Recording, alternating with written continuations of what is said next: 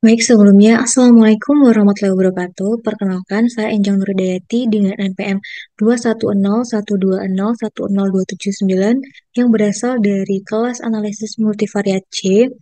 Dan pada kesempatan kali ini, saya akan menjelaskan tentang bagaimana caranya mengolah dan menganalisis data dengan menggunakan perangkat lunak SPSS dan dengan menggunakan metode logistic regression. Baik, jadi di sini saya sudah memiliki kuesioner yang sudah saya sebarkan menggunakan platform digital Google Form dengan judul Pengaruh Promosi, Kualitas Produk, dan Fitur iPhone terhadap kualitas pelanggan dan dengan 40 pertanyaan. Untuk pertanyaan pertama adalah menurut Anda seberapa menarik iklan atau promosi produk iPhone? Kemudian untuk pertanyaan kedua, bagaimana penilaian Anda terhadap kualitas produk iPhone? Pertanyaan ketiga, apakah Anda merasa bahwa fitur-fitur yang dimiliki oleh iPhone lebih unggul dibandingkan dengan smartphone lainnya?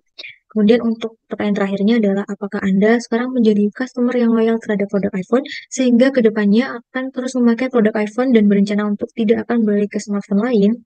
Nah, jadi dengan adanya kuesioner ini saya telah mendapatkan sebanyak 41 responden yang datanya ini sudah terrekapitulasi di dalam spreadsheet. Baik, sekarang kita coba buka spreadsheetnya. Nah, ini merupakan data rekapitulasi dari Google Form tadi. Dan jika kita sudah memiliki data ini, maka kita sudah bisa langsung untuk mengolah data dan menganalisisnya ke SPSS. Dan untuk langkah pertamanya, kita copy dulu angka-angka ini.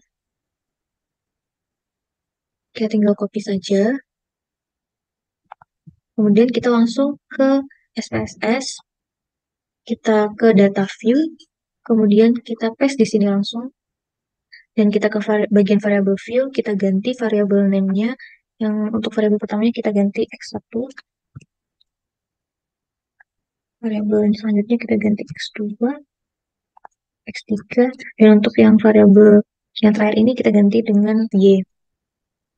Kemudian untuk bagian desimalnya kita ganti, kita ubah ke 0 semua. Kemudian dari tiap-tiap variabel kita beri label. Untuk yang X1 kita beri label promosi menarik. Kemudian untuk X2-nya kita beri label kualitas produk. X3 kita beri label fitur unggul. Kemudian untuk dependennya atau variabel Y-nya kita beri label loyalitas pelanggan. Nah, setelah sudah kita beri label, kemudian kita bagian misternya kita ubah ke, untuk yang X1 kita ubah ke ordinal, yang X2-nya juga ordinal, X3-nya ordinal, dan yang terakhir Y-nya kita ganti ke nominal. Nah, jika sudah, kita bisa langsung ke uji atau analisis korelasi antar variabel berdasarkan data ini. Nah, caranya adalah dengan kita klik Analyze, kemudian kita klik Correlate, kemudian Bivariate, kemudian kita pindah X-nya ini, variabel X-nya kita pindah ke kotak yang di sebelah kanan ini, dan kemudian untuk Y-nya kita biarkan saja, dan kemudian kita pastikan kita centang bagian Pearson dan Spearman-nya. Kemudian kita klik OK. Nah, di sini kita sudah bisa mendapatkan hasil dari uji korelasinya. Nah, di mana hasilnya ini nilai korelasi antara variabel promosi menarik dengan kualitas produk ini berada pada angka 0,577 dan pada bagian tabel Spearman-nya promosi menarik dengan kualitas produk berada di angka 0,311. Jadi berdasarkan tabel Pearson dan Spearman, nilai korelasi berada di angka 0,5 dan 0,3, di mana angka tersebut kurang dari 0,6 atau 0,7. Maka korelasi antara variabel promosi dan kualitas produk tergolong rendah. Nah, hal ini menunjukkan bahwa menariknya promosi yang dilakukan oleh produk iPhone belum tentu produk tersebut memiliki kualitas yang baik. Kemudian selanjutnya kita ke nilai korelasi antara variabel promosi menarik dengan fitur unggul, di mana pada tabel Pearson-nya berada pada angka 0,603 dan pada bagian tabel Spearman-nya berada pada angka 0,349. Jadi berdasarkan tabel Pearson, nilai korelasi berada di angka 0,6, maka korelasi antara promosi dan fitur ini tergolong kuat. Nah, hal ini menunjukkan bahwa menariknya promosi yang dilakukan oleh produk iPhone ini akan mempengaruhi produk tersebut untuk bisa memiliki fitur yang unggul. Namun, berdasarkan tabel Spearman, nilai korelasi berada di angka 0,3. Maka korelasi antara promosi dan fitur ini tergolong rendah. Nah, hal ini menunjukkan bahwa menariknya promosi yang dilakukan oleh iPhone ini, maka belum tentu produk tersebut memiliki fitur yang unggul. Kemudian terakhir kita uji nilai korelasi antara variabel kualitas produk dengan fitur unggul. Ini berada pada angka 0,666 dan 0,358. Maka berdasarkan tabel Pearson, nilai korelasi berada di angka 0,6. Maka korelasi antara kualitas produk dan fitur ini tergolong kuat. Tadi menunjukkan bahwa bagusnya kualitas produk iPhone akan mempengaruhi produk tersebut untuk bisa memiliki fitur yang unggul. Namun, berdasarkan tabel Spearman, nilai korelasi berada di angka 0,3. Maka korelasi antara kualitas produk dan fitur tergolong rendah. Nah, hal ini menunjukkan bahwa bagusnya kualitas produk iPhone ini belum tentu mempengaruhi produk tersebut untuk bisa memiliki fitur yang unggul. Baik, jadi kita sudah menguji korelasi antar variabel. Nah, sekarang kita lanjut untuk menganalisis regresi logistiknya. Jadi kita kembali lagi ke SPSS di data tadi. Kemudian kita klik lagi bagian Analyze. Kemudian kita ke Regression. Kita klik binary logistik. Nah, kita pindahkan untuk yang dependen ini adalah variabel Y-nya, kita taruh ke dependen. Kemudian untuk variabel X-nya kita taruh tiga-tiganya di bagian tabel covariate ini. Kemudian kita klik Option. Nah, ini kita pastikan klik centang bagian classification plots, kemudian Hosmer Show Goodness, kemudian juga correlation of estimate, dan juga iteration history. Kita klik centang semua, kemudian kita continue, dan kita oke. Nah, jadi di bawah hasil dari uji korelasi akan ada hasil dari analisis logistik regression. Kita lihat bagian case processing summary-nya.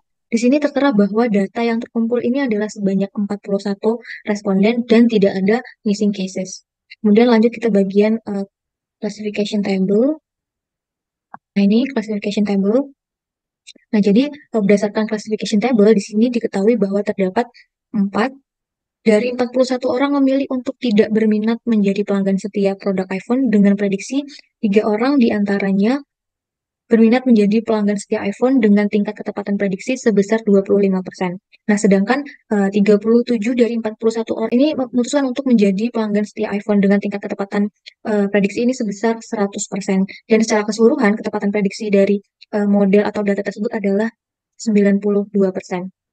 Kita lanjut ke table variable in the equation. Kita lihat di bagian sheet-nya.